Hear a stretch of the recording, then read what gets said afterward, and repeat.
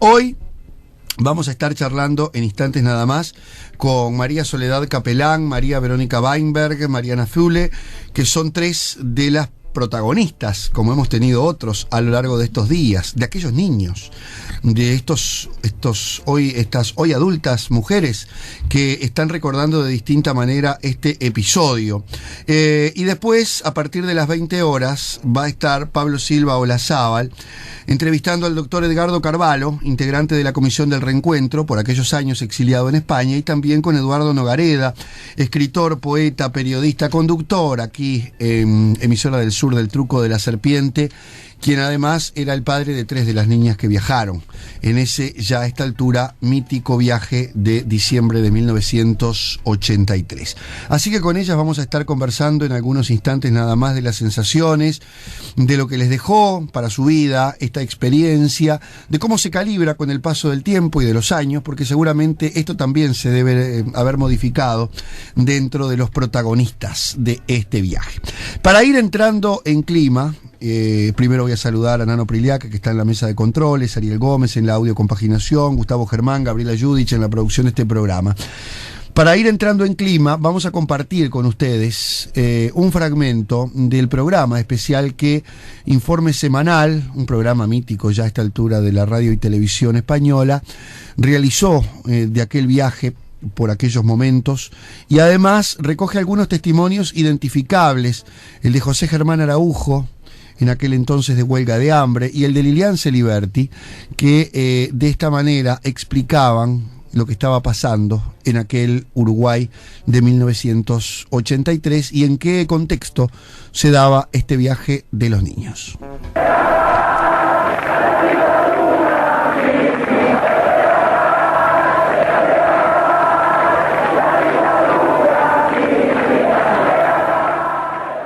Para nosotros, lo de estos niños es un símbolo del reencuentro de todos. Yo he pedido a través de los micrófonos que le demos a estos niños, que les brindemos todo el amor de que somos capaces, para demostrarles que sí, que pueden volver a nuestro país, que tienen que volver, que nosotros los necesitamos a ellos y a sus padres, que han sido de alguna manera becarios en el mundo, porque están becados por allí aprendiendo lo mejor para volcarlo aquí, y que simplemente los queremos a todos. Y en estos niños nosotros simbolizamos el amor que sentimos por ellos, y agradecemos a España, además, a la madre que no ha tenido... ¿Qué piensa usted de la actitud y de la ayuda a España en este momento? Bueno, hacia España, qué palabra de agradecimiento. 154 niños se disponen a partir hacia el pueblo de sus padres para encontrarse con sus familiares más queridos. La mayoría tienen a sus padres en la cárcel, en Punta Rieles o en la libertad. Los abuelos de parte de papá le van a dar a la abuela también, y le van a dar a la bisabuela, que usted no la conoce, ¿eh? Solo a ella. Para muchos es la primera vez que se separan de sus familias. En el aeropuerto de Barajas esperan los chavales la llamada del vuelo que les llevará a Uruguay. Están emocionados y nerviosos. Sus edades oscilan entre los 3 y los 17 años. A los padres también se les ve con los ojos humedecidos por las lágrimas. Es un momento tenso, duro, pero emocionante. Eran las 11 de la noche cuando un DC-10, el Costa del Sol, despegaba dentro un montón de sueños. Tras los regalos y agotados por las emociones, fueron cayendo dormidos y el avión quedó en silencio. Valentina, ¿tú qué vas a hacer a Montevideo? Voy a ver a mi madre, que está presa en Punta Rieles. ¿Desde qué tiempo hace que no ves a tu madre? 2 años y 2 meses. ¿Y tú sabes por qué la encarcelaron? No, eso no lo sabemos porque no nos han dicho nada. No, pero es por cuestiones políticas. Sí, eso sí. ¿Cómo encarcelaron a tu madre y no a tu padre? Es que nosotros estábamos viviendo en Argentina y ella fue a ver una abuela y ahí fue cuando la cogieron. ¿Has tenido en estos 2 años algún contacto con tu madre? Sí, cartas cada meses o 15 días. ¿Y qué te cuenta tu madre en las cartas? Uy, que está, los problemas que tiene, cómo está, y nosotros le escribimos cómo estamos nosotros. Más que nada, habla de lo que nosotros le contamos. Para ver a su madre les imponen algunas condiciones. No ir vestidas de rojo, llevar un traje por debajo de la rodilla y no poder abrazar. Hola, ¿tú a quién vas a ver a Uruguay? A toda mi familia. Dicho que también vas a ver a tu padre, que parece ser que no le conoces. No, no le conozco. ¿Qué tiempo llevas viviendo en España? 10 años. ¿Y por qué no conoces a tu padre? Porque mi madre se tuvo que ir del país por ¿Motivos políticos? Sí, se tuvo que ir y mi padre se quedó ahí, pues se separaron y mi madre se vino a España y mi padre se quedó. ¿Tienes mucha ilusión por conocer a tu padre? Sí. Se hizo escala en Río y en Asunción y sobre las 11:30 llegábamos al aeropuerto de Carrasco en Montevideo. Allí comenzaba para muchos el encuentro con la realidad. Se veían banderas que se agitaban a lo lejos y la terraza del aeropuerto repleta de gente que aplaudía y gritaba. Los niños fueron introducidos en autocares que les llevarían al sindicato bancario para ser entregados a sus familiares. Pero antes, un largo recorrido nos esperaba. Solo 18 kilómetros separan el aeropuerto de la ciudad de Montevideo, pero tardamos 3 horas y media en llegar. Íbamos a paso de hombre. El pueblo entero se encontraba en las calles a lo largo de todo el recorrido. 18 kilómetros repletos de gente. Ancianos, jóvenes, niños, todos se acercaban a la caravana, nos abrazaban, nos daban agua y repetían insistentemente eslogans: hoy vienen los hijos, mañana serán los padres. La tierra nunca es ausencia si se lleva en el corazón.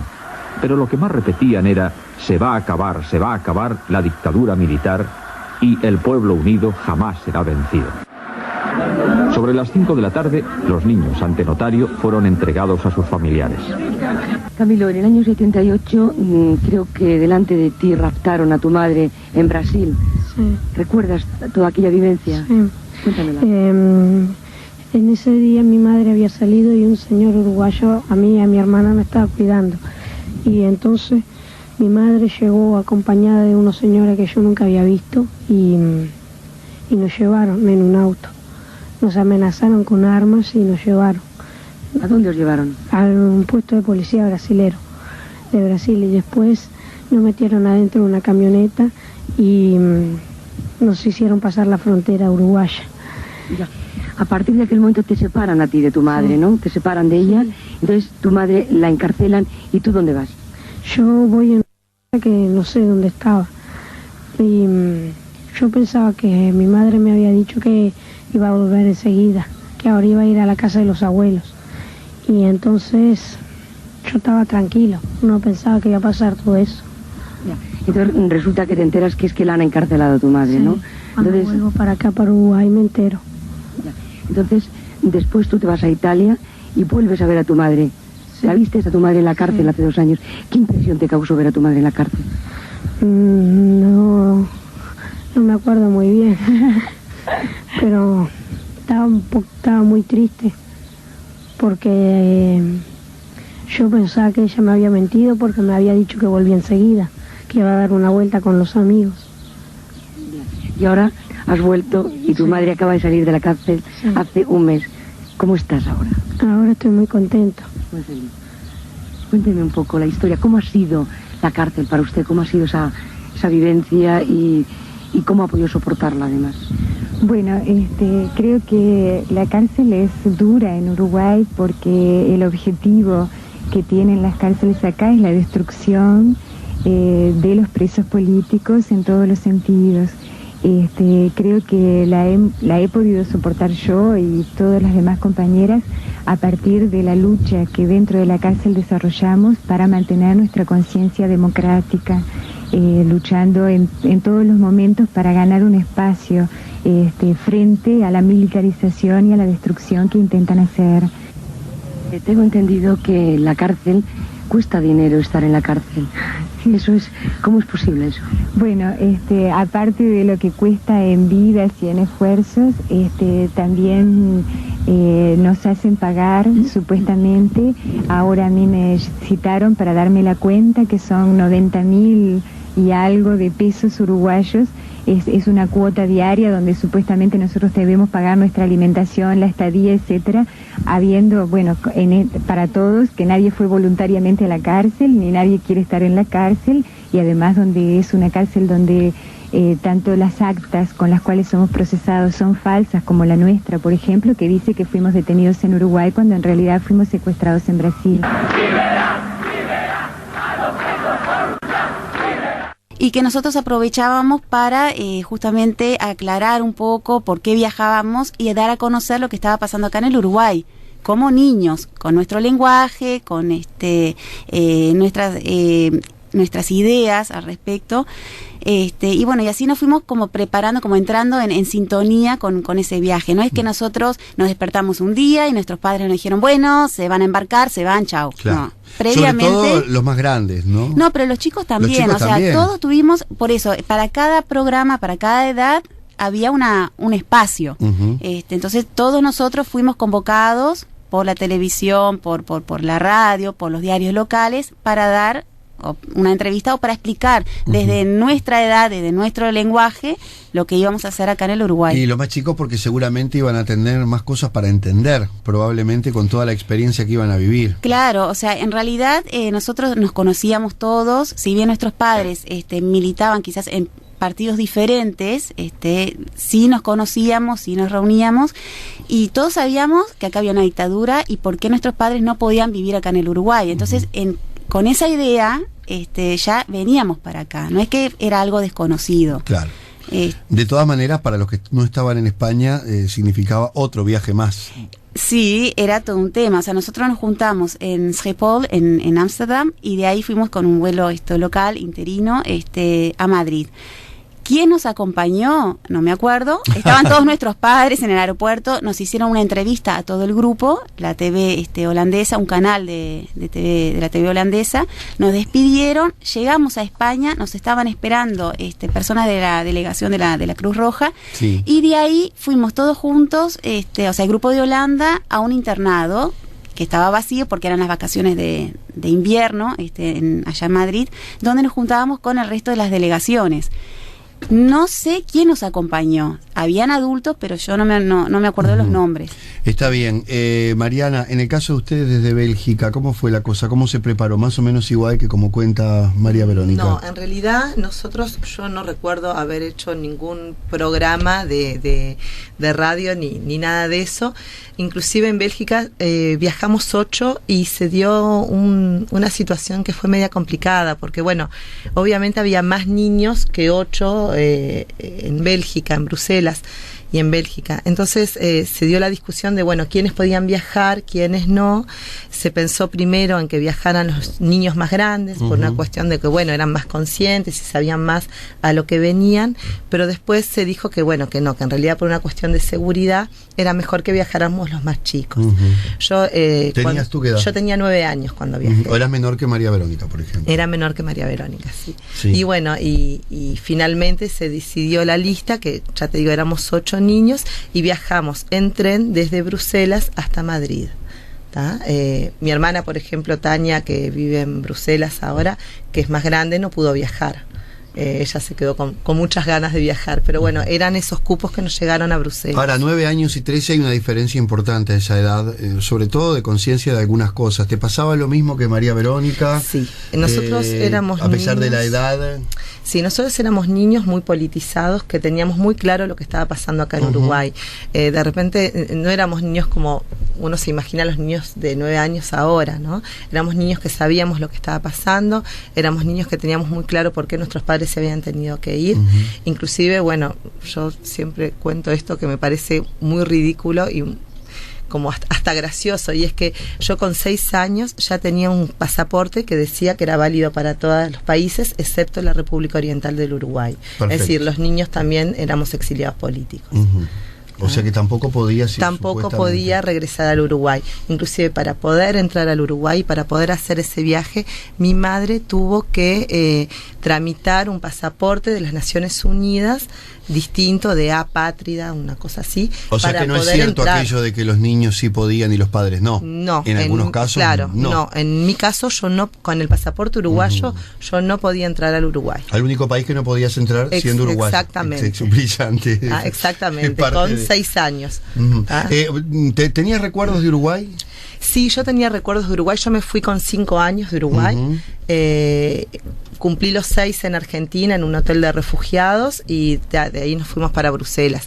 Y yo tenía muchos recuerdos de Uruguay. Me acordaba de mis abuelos, de mi casa, de mi escuela, de mi familia. Claro. ¿No venías a un lugar absolutamente desconocido como de repente alguno más chico? No, para o que nada. no nació acá le podía haber ocurrido? En tu caso también, obviamente. Claro, sí. yo me fui con 5 años. Yo a los 3 años viví en Chile, después volví al Uruguay y después a los 5 años me fui a Holanda, donde viví 10 años, y yo volví acá a los 13, pero yo me acuerdo, las chilenas me dicen que yo tengo una memoria de elefante, me acuerdo de muchísimas cosas que la gente se extraña, como siendo tan chica, me acuerdo pero de detalles, hasta de olores. Entonces digo, para mí el Uruguay no era un país desconocido. No solamente que a mí me pasa también, muchas personas registran eso, sino que también, imagino yo, en la presión de las circunstancias, eso también se vuelve especial, ¿no? Es decir, que ese recuerdo se fija tal vez mucho más que a una persona común que a veces va olvidando cosas de su infancia. Muy bien. María Soledad, te hemos dejado para lo último porque sos la que recibías en alguna medida. ¿Estabas en Madrid? ¿Vos vivías en Madrid? No, yo vivía en La Coruña. También fuiste de Coruña. Ayer tuvimos un caso que viajó desde Coruña. Sí, vivía en La Coruña y fui de las más chicas que viajó. Ajá. Yo tenía 5 años. Y quería decir que bueno, que a pesar de ser una de las más chicas, yo también tenía cierta conciencia de la situación que se vivía en Uruguay, de la dificultad de mis padres por volver, del dolor que ellos sentían, yo volanteaba, yo pintaba pancartas, entonces éramos niños, como decía Mariana, muy politizados, con mucha conciencia social, y que cuando llegamos y fuimos recibidos por un país deseoso de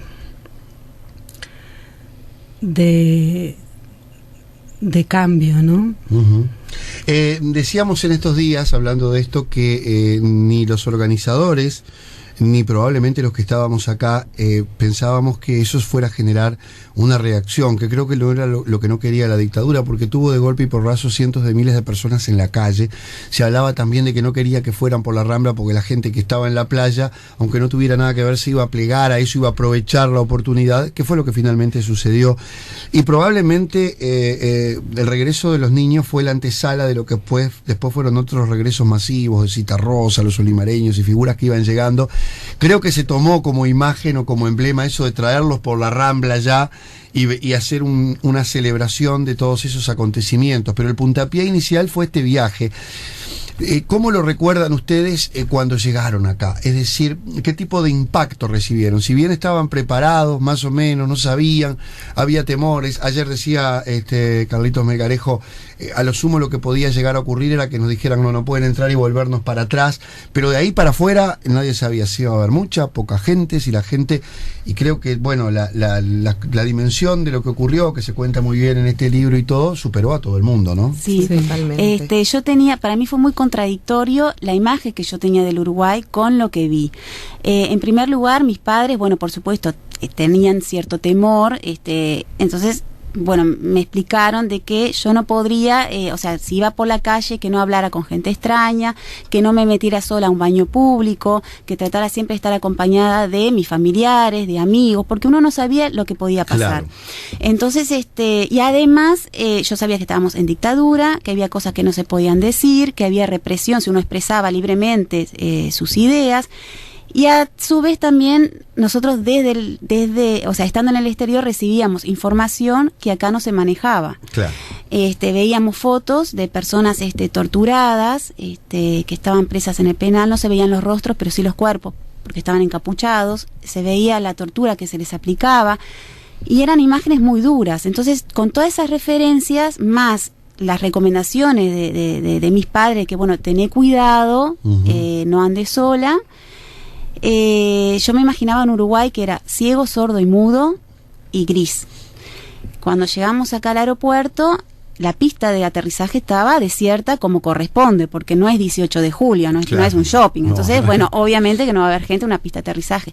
Pero la terraza estaba llena, Sí, llena de gente. se manejaba, hay gente que no recuerda el momento del aeropuerto, se manejaba que mucha gente probablemente no fuera al aeropuerto por temor a ser fichada. Sí. Aunque no tuviera nada que ver, el hecho de ir a recibir a esos niños significaba que la gente estaba de acuerdo con los que venían, porque Claro. para algo estaban ahí. Pero estaba- Entonces, sin embargo, estaba lleno. Estaba lleno, y cuando nosotros salimos de los ómnibuses para afuera y nos encontramos con la gente que gritaba, gente que lloraba, gente con banderas, gente con cánticos, gente que nos regalaba, yo no lo podía creer, fue tan contrastante la imagen esa creada por el temor, por lo que estaba pasando, por lo que se escuchaba de lo que sucedía acá en el Uruguay, con lo que era el Uruguay realmente en ese momento, que fue como muy abrumador, fue muy emocionante, fue liberador, fue muy emocionante. yo lo recuerdo y me emociono, o sea, no veo imágenes y se me caen las lágrimas, porque es tan fuerte vivirlo desde adentro. Una Claro. cosa es escuchar, ver, relatar, Sí.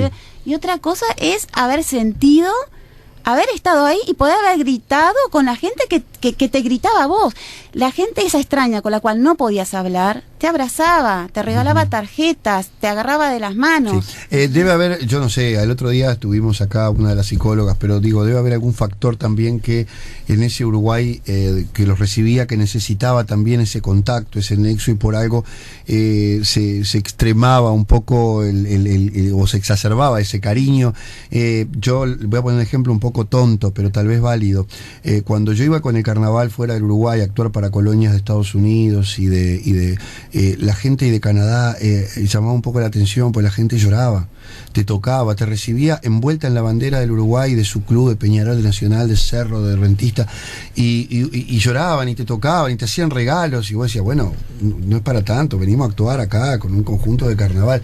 Y después nos dimos cuenta lo que representaba uno, porque había gente que o bien hacía muchos años que no podía volver, en este caso porque no tenía documento y no podía salir de Estados Unidos, pero de alguna manera imposibilitada también de una cantidad de cosas. Pensémoslo a la inversa, que esa gente necesitaba ese contacto con quienes de alguna manera representaban el Uruguay prohibido, ¿no? Donde existían tantos mitos en un año también en el que estaban pasando cosas. ¿Sí? No se dio en el año 79, se dio en el año 83, y eso también habla de que había una circunstancia. Me quedé pensando, María Soledad, ¿naciste en España o te fuiste de bebé? Yo nací en Uruguay, en Montevideo, y me fui con 3 meses. O sea que casi no tenía, vos sí que no tenías noción de... No, ningún recuerdo. Tu vida era España, Coruña. Sí, mi vida era La Coruña. ¿Y qué pasó contigo particularmente con el Uruguay? Porque ya tenía referencia del barrio, de los familiares. Sí, para mí el Uruguay era maravilloso. Para mí fue increíble la experiencia de haber venido, ese recibimiento emocionante, esa cantidad de gente. ¿Tenías familiares acá? Sí, tenía mis abuelos. Que casi ni te conocían tampoco, claro, te vieron de bebé. Sí, no, y fue encontrarme con mi familia. Para mí mi familia era lo máximo el máximo contacto que tenía era cuando les hablaba a un cassette, ¿no? Claro. A un radiograbador. Y que no sabía nunca qué decir, además. Claro. A gente que no habías visto. Que no había visto, exactamente. Y bueno, y reencontrarme con primos, tíos, familiares, era todo un descubrimiento. Un descubrimiento increíble que yo nunca había tenido. Teníamos la gente, los otros exiliados, que hacían de familiares, ¿no? Pero que no es lo mismo, no claro. Es exactamente lo mismo, no es no es el tío, no es el abuelo, no cumplen el mismo rol. Mariana, en tu caso, ¿cómo fue ese reencuentro? Bueno, en mi caso fue realmente impresionante porque, bueno, mis abuelos maternos, que son los que me recibieron acá en Uruguay, habían viajado 2 veces a Bélgica. Ajá. Una vez habían cosa que no todo el mundo, vamos a decirlo, podía en esa época. Bueno, mis abuelos vendieron todos los muebles de su casa, todos los muebles, para poder pagarse los pasajes para poder ir a Bélgica. Ahora quiero que me cuentes, pero recordábamos acá un aspecto que se dice ahora muy popularmente: con el diario del lunes todo el mundo sabe cómo era la jugada, si era por acá o era por allá. Hoy en día, con las facilidades tecnológicas de la comunicación, ni que hablar, que antes para uno decía, va a ser un viaje a Europa, la gente estaba años juntando el dinero, ¿no? Sí. No quiero decir que ahora cualquiera que se le ocurra se va para Europa mañana, pero ya no es imposible, no es una utopía. El tipo va, pide un préstamo, se fue, pasado mañana está en Europa. Y antes no ocurría, yo me acuerdo que estaban años, y si uno iba a Europa, bueno, ya después para siempre era eso, ¿no? Sí, bueno, mis abuelos, ya te digo, vendieron todos los muebles que tenían en la casa para poder pagarse el viaje a Europa, y bueno, y se fueron a estar 6 meses con nosotros allá. O sea que algún contacto ya tenías con ellos. No, nosotros teníamos muchísimo contacto con ellos, y también a través de los cassettes que grabábamos y a través de las cartas, pero además antes de irnos para Bélgica, mi madre trabajaba todo el día, porque bueno, tenía que mantenernos. Mi papá ya estaba clandestino acá en Uruguay y estaba destituido del puerto. Entonces, en realidad, mi hermana y yo nos quedamos con mis abuelos. Entonces, teníamos muchísimos recuerdos de ellos, porque eran figuras muy importantes en nuestra vida. Y bueno, también el reencuentro con mis tíos, con mi tía, con mis abuelos paternos también. Y bueno, y fue una emoción impresionante, pero además... ya antes de llegar en el avión fue emocionante. En España, la noche que estuvimos y nos reencontramos todos los niños, fue increíble. Porque muchos se conocían de otro tipo de encuentros que se daban en Europa, sí, ¿no? muchos nos conocíamos del campamento de Hungría y también de unos campamentos en Bélgica que se habían hecho. Entonces, en realidad fue un reencuentro impresionante. Para nosotros a esa edad, estar en un lugar donde hubiesen 100 niños uruguayos más era el sueño, era lo mejor que nos podía pasar realmente. Claro. Entonces, bueno, y en el avión, yo muchos recuerdos de lo que hicimos en el avión no tengo. Sí me acuerdo de cuando nos dijeron que estábamos volando la República Oriental del Uruguay. Creo que lo leí en tu testimonio, salieron todos corriendo. Todos nos abalanzamos sobre las ventanas para mirar. Campo y alguna vaquita. Sí, vaquita, campo, casita, vaquita, nada. Yo pensaba, Mariana, ahora, yo sé que tu hija capaz que no quiere hablar, pero ahora que estábamos hablando de esto, me quedé pensando en la era del WhatsApp, del hashtag y de todos los demás. Explicarle esto, ¿no? De lo que era, inclusive el año 83, que ya nosotros estábamos en la remodernidad, como decíamos, ¿no? Del casetito que se grababa, de las comunicaciones que eran sumamente caras. Yo contaba acá que en Neptuno todavía le dábamos al magneto en la cabina de teléfono, en esa época pidiendo operadora, porque las llamadas salían carísimas además. Hablar 3 minutos a Europa era un disparate. No, pero además lo que demoraba, ¿no? Es decir, vos grababas un cassette, un mes, lo mandabas, ellos lo escuchaban, te mandaban la respuesta y todo eso pasaban 1000 cosas en el medio. Que bueno, que se iban como perdiendo. Bueno, yo recuerdo de fines de la década del 80 de llegar antes que las cartas, ¿no? Que yo mandaba de algunos lugares a veces a mi casa y las cartas llegaban después con todo. Es un poco a veces capaz que de poder abarcarlo, ¿no? Donde hoy hay tanta facilidad de comunicaciones.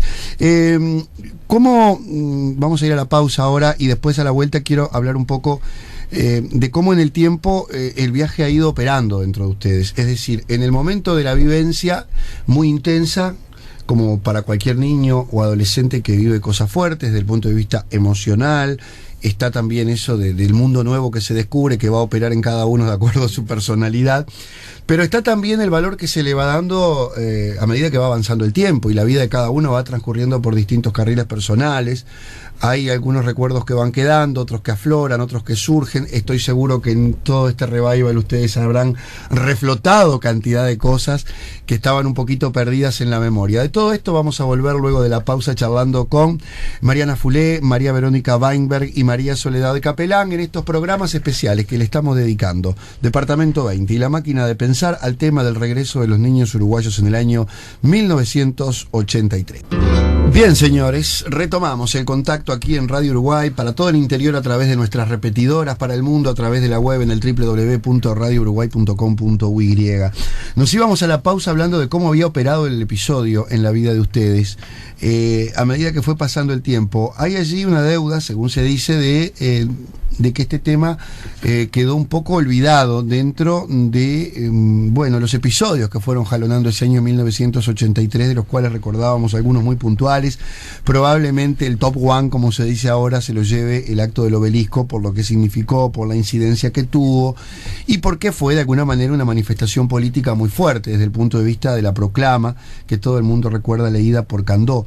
Pero no menos importantes fueron todos los demás episodios que se fueron dando. Vamos por este orden. ¿Cómo fue para ti en tu vida? ¿Cómo lo fuiste manejando este tema del viaje y lo que representó? Bueno, por un lado, a nivel personal, el viaje me dio la certeza de afianzarme en mi identidad y lo que es mi nacionalidad. O sea, yo siempre me sentí uruguaya. Yo, si bien me adapté perfectamente a la sociedad holandesa, viví ahí desde los 5 años, viví 10 años allí. El hecho de volver al Uruguay en ese viaje me hizo sentir uruguaya, me hizo querer a mi país, me hizo querer volver, me hizo no querer irme de acá. O sea, yo me quería quedar acá con mis abuelos. No ya quería, cuando llegaste en el 83. Me hizo entender más desde adentro lo que estaba pasando y eso me ayudó a mi regreso definitivo.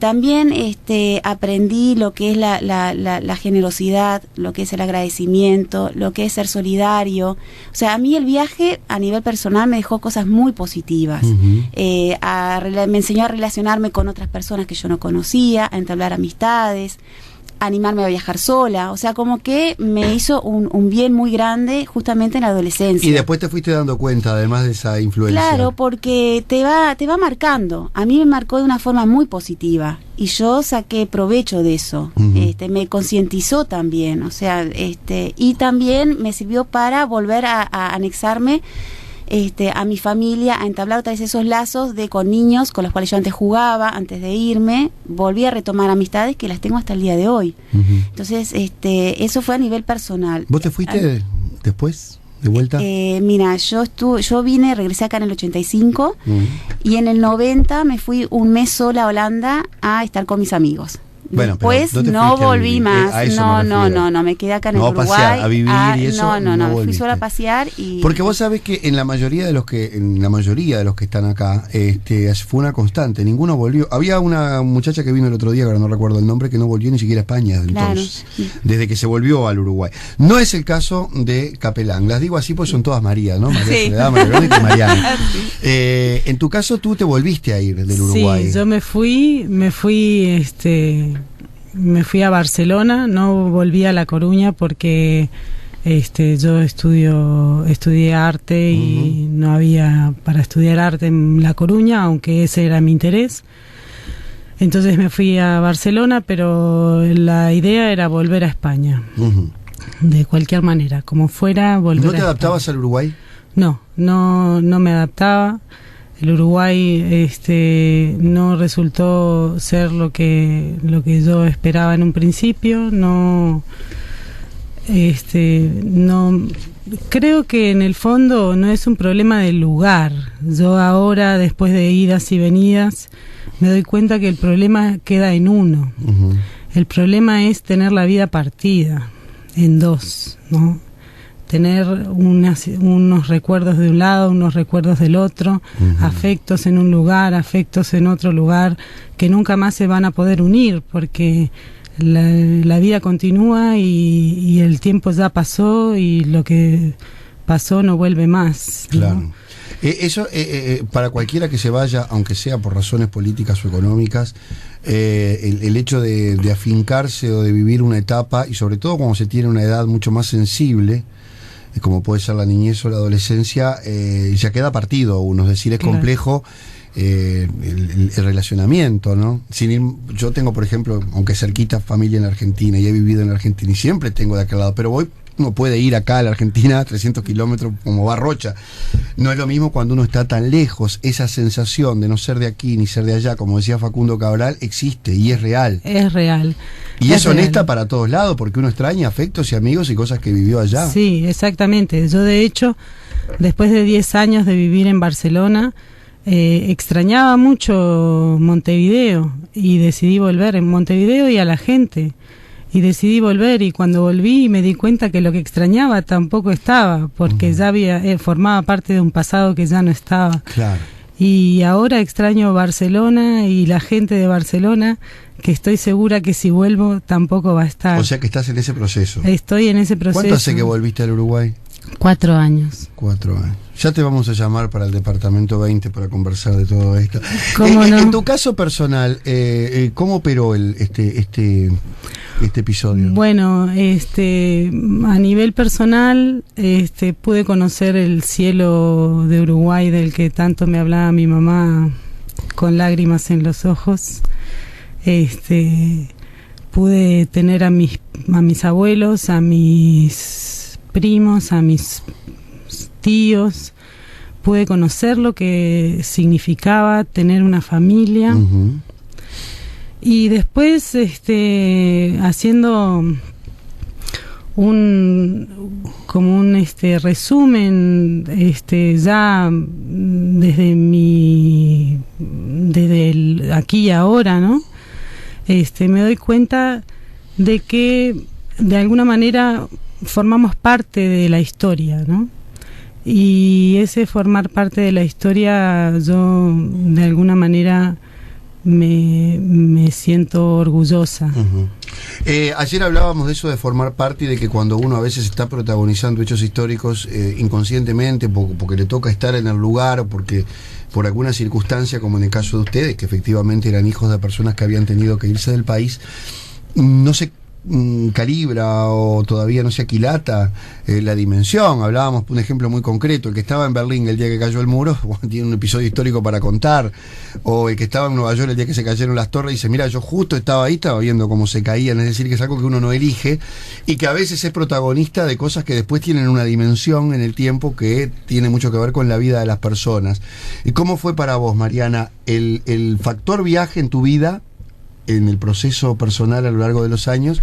Y bueno, no sé si volviste a Bélgica a vivir o que tuviste... No, bueno. Porque eso es comprensible también, que muchos hayan vivido parte de su infancia y tienen la necesidad de volver, porque su vida estuvo allí, no estuvo en el Uruguay romántico de los padres, que también probablemente hubiera cambiado, ¿no? Bueno, en realidad yo siempre quise volver al Uruguay. Cuando vivía en Bélgica, siempre el exilio de mis padres fue con la mirada puesta en Uruguay, a tal punto que bueno, que mi papá todos los años nos decía que no nos acostumbráramos mucho, porque al año siguiente volvíamos al Uruguay, y así fueron pasando los años, tanto para mi hermana como para mí. Y para mí el viaje fue increíble, fue maravilloso. Yo realmente, me pasó lo mismo que a Verónica, no quería volver a Bélgica. Yo, si hubiese podido, me hubiese quedado con mis abuelos en Uruguay esperando a mis padres. Yo realmente no quería volver a Bélgica. Yo me sentía uruguaya y creo que el viaje me ayudó a afianzar esa identidad, sin duda. Antes de venir en el viaje, quería venir a Uruguay, y después que vine a Uruguay en el viaje no tenía duda que mi lugar era acá. Es decir, realmente yo no quería vivir en Bélgica. Uh-huh. Y era algo que tenía muy firme, y inclusive volví muy triste. No tengo muchos recuerdos del viaje de regreso a Bruselas. Ay, vos sabés que eso es una constante, ¿no? Muchos no se acuerdan del viaje de regreso. Es que estábamos muy tristes. Yo me acuerdo que lloré mucho en el aeropuerto. ¿Y ya fue otra cosa o fueron todos separados, no? Sí, fueron algunos grupitos. Volvimos, creo, había una discusión si en 3 etapas o en 4, pero bueno, yo volví en la primera tanda. Y me acuerdo, bueno, en el aeropuerto de llorar mucho, de no querer irme, y después me acuerdo que cuando llegué a Madrid me enfermé. Me vinieron llagas, me bajaron las defensas, estaba enferma, claro. Me tuvieron que llevar al médico. ¿Eso qué pasó cuando volvieron? ¿Cómo vivieron en el instante inmediato del regreso? No, es que no me acuerdo. Es decir, me acuerdo, tengo como flashes de, ya te digo, estar enferma en España. Una experiencia Madrid, muy fuerte probablemente también, ¿no? Sobre además, todo para personas. No queríamos volver, es decir, yo particularmente no quería volver. Y bueno, y es un viaje que sin duda marcó mi vida. Y sí, volví a ir a Bélgica. 28 años después, en realidad, volví a ir a Bruselas. Tengo a mi hermana que vive en Bruselas, tengo una tía que vive en Francia, tengo a mi primo, Gustavo, que vive en Bruselas también. Y bueno, estuve muchísimos años sin volver y bueno, y hace unos años pude volver a ir a Bruselas. Y también el reencuentro con Bruselas fue muy lindo. Claro. Es decir, me reconcilié con ese país que nos recibió, me reconcilié con esa ciudad, con Bruselas, y bueno, me acordaba absolutamente todo. Es como si nunca me hubiese ido. ¿Le llamaba la atención que este tema no estuviera, digamos, destacado en el recuerdo de esos acontecimientos? Porque ahora se habla mucho de eso, de que era un tema que estaba soterrado hasta la aparición de este libro que puso un poquito, también saber, siempre ocurre en este tipo de casos, qué pasó con todos esos niños, cuando los niños fueron protagonistas de algo, en este caso ustedes fueron protagonistas de esta historia, pero hay otros casos de niños que... Y bueno, ¿qué pasó con esas vidas? ¿No? Sabemos que hay 4 que ya no están, es decir, que la vida ha continuado y muchos están acá en el Uruguay, otros volvieron a sus países y no volvieron de allí directamente, aunque creo que hay nexo con ellos, sí. Algunos de ellos hay contacto permanente. Sí. ¿Se preguntaban eso de por qué este tema no aparecía? Sí, yo la primera vez que escuché algo referente al viaje fue a través de un programa que se emitió en el Canal 10, que lo emitió, que lo transmitió con la conducción de María Inés Ovaldía, sí. Que ahí fue la primera vez que vi imágenes desde el Uruguay, claro. O sea, editadas acá. Después, en realidad, depende también en el círculo en que uno se moviera, porque, por ejemplo, cuando yo regresé al Uruguay, yo iba mucho a las actividades culturales que se hacían en el club, en la asociación israelita Shiklovsky, y los cuales yo hoy en día conservo amigos de ese núcleo, ¿no? Y la cuestión es que muchos de los jóvenes de ese entonces participaron como líderes o como acompañantes, que eran estudiantes, en las actividades durante nuestro viaje. Entonces, a mi regreso me reencontré con esos jóvenes, que a su vez eran los hijos de amigos de mis padres, que me ayudaron a insertarme también acá en el Uruguay, con los cuales yo también crecí. Y el tema del viaje estaba latente, o sea, no era un tema olvidado. Ahora, a nivel liceal, yo iba al Liceo Bauzá, los niños que habíamos vivido en el exilio, que nos reencontramos en el liceo, sí sabíamos de la existencia del viaje, pero si yo hablaba con una compañera, un compañero, no tenían idea. Pero me pasó eso, como que en ciertos ámbitos el viaje era recordado porque se vivió, se participó desde adentro, sí. Y en otros ámbitos no. No, en otros ámbitos no. Indudablemente yo lo tenía claro por eso mismo, porque bueno, habíamos protagonizado como jóvenes todos esos años que para nosotros eran fenomenales, ¿no? Desde ese punto de vista por lo menos. En el caso tuyo... Bueno, yo creo que en mi caso... ni siquiera lo hablaba con mi propia hermana el tema del viaje, ¿no? Así que lo tenía bastante tapado incluso a nivel personal y no pero después hablándolo con gente me he encontrado con mucha gente que me decía, sí, yo fui a recibirlos. Sí, a veces era protagonista, incluso involuntario de algunas cosas, ¿no? Claro, así que no sé, no sabría decirte. Pero siempre estuvo como ahí, como algo que había pasado, pero no. Igualmente, ustedes creen, yo creo que sí, pero ustedes creen efectivamente que tuvo un impacto, fue un granito más de arena a la caída de la dictadura, porque creo que también confundió mucho a los tipos y dicen, ¿qué hacemos con estos chiquilines? No, yo en ese sentido creo que fue no un granito, una bolsa de arena, porque ese recibimiento que nosotros tuvimos, esa salida de la gente a la calle, eso ya te digo que la gente, que personas vengan a decirme que sí, yo fui a recibirlos, como si se tratara de un embajador. Éramos embajadores, en definitiva, embajadores de una idea, de un concepto de libertad. Y le permitió a la gente animarse, ¿no? Animarse a recibirlo, porque ¿de qué los iban a acusar?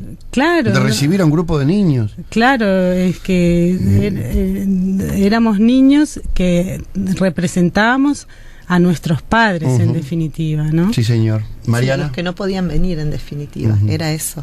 Sí. Era eso, sí. ¿Y crees que que esto efectivamente tuvo un impacto? Sí, sin duda, en ese momento tuvo un impacto. ¿Te llamaba la atención por qué no se trataba este tema? Porque este libro desató muchas cosas seguramente, ¿no? En realidad también, a mí personalmente el viaje yo lo viví, fue muy fuerte, muy fuerte, muy fuerte, y como durante mucho tiempo prácticamente no hablé del viaje. Estoy viendo si la reconozco a alguna de ustedes acá en la foto. No. Hasta que un día mi madre me dijo, ay, mira, acá en este libro hay un artículo de una psicóloga que habla del viaje, y me acuerdo que esa noche agarré el libro, lo leí ese capítulo y fue como revivir todo el viaje juntos. Lloré, me reí, no sé, fueron todas las emociones juntas, y creo que recién ahí también yo tomé conciencia de hasta qué punto había sido fuerte para mi vida.